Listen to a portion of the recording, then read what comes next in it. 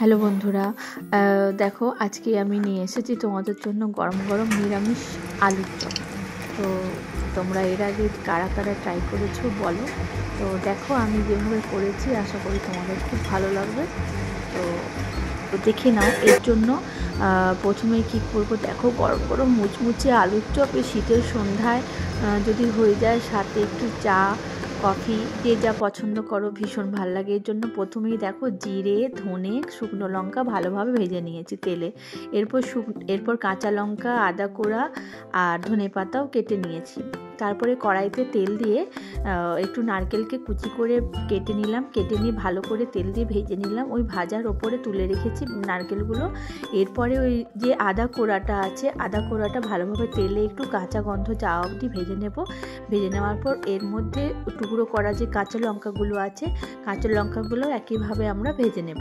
তো দেখবে যেন অনেক বেশি না লাল হয়ে যায়, তাহলে গন্ধ সবারই চলে যায়। তার সাথে সাথে সবার শেষে কী দেবো, ধনে পাতা কুচি। ধনে পাতাটা ভেজে নেওয়ার পর যে জিরে, ধনে, লঙ্কা, শুকনো লঙ্কা ভেজে রেখেছিলাম তেলে, ওটা বেশ মচমচে করে মানে বেশ ভালো করে হাতে করে ভেঙে আদো আদো করে ওই মশলাটার সাথে দিয়ে দিতে হবে। দিয়ে সাথে নারকেলটাও দিয়ে ভালোভাবে নাড়াচাড়া করে আমি ওর মধ্যে একটু জিরে গুঁড়ো, ধনে গুঁড়ো দিয়েছি।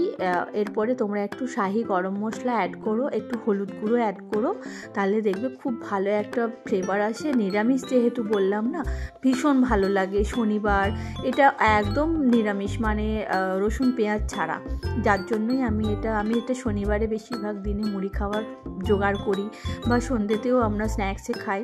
তো দিয়ে দেখো আলুগুলো ঠিক গরম গরম এরকম একটু চপার সমেতই আলুটা সেদ্ধ করে রেখে দেবে। সব চপাগুলো ফেলার দরকার নেই, তাহলে বাইন্ডিংটা না খুব ভালো হয়। ভালো করে চটকে নিয়ে ওর মধ্যে লবণ দিয়ে ভালো করে থেসে এবারে ওই মশলাটা ওর ওপর থেকে দিয়ে আবারও খুব ভালোভাবে মেখে নিতে হবে। দেখবে যেন মানে কোনা কোনা একটুও যেন বাদ না যায়, যেন ডেলা না থাকে, খুব সুন্দর করে মেখে নেবে। তো আমাকে খুব গরম লাগছিল, ওই জন্য আমি বললাম যে ঠিক আছে একটু পরেই মাখছি, একটু ঠান্ডা হোক।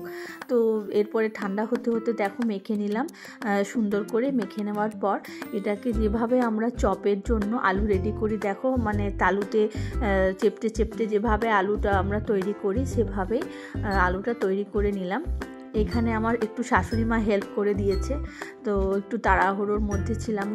তো যাই হোক, দুজনে মিলেই রান্নাটা শেষ করলাম। এরপরে বেসনটায় দেখো, বেসনটা আমি কি করেছি তোমাদের দেখানো হয়নি। খাবার সোডা আর অল্প লবণ আর খেসারির বেসন যদি তোমরা 1 কাপ দাও, ছোলার বেসনও 1 কাপ দেবে। এই দুটো সমানভাবে মিশিয়ে ভালোভাবে ব্লেন্ড করে নেবে।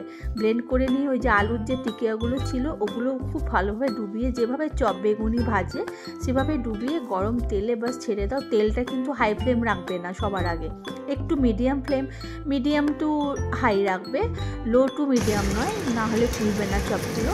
তো দিলে ফুলে যাবে, বেশ ডুবো হয়ে ভীষণ ভালো লাগে, মচমচে। সন্ধ্যেবেলা তো এটা হলে চপের সাথে একটু বললাম না, চা কফি মানে জাস্ট জমে যায়, ভীষণ ভালো লাগে। তো কার তোমরা এভাবে নিরামিষ আলুর চপ বা চিংড়ি চপ কীভাবে তোমরা ট্রাই করেছো বলো।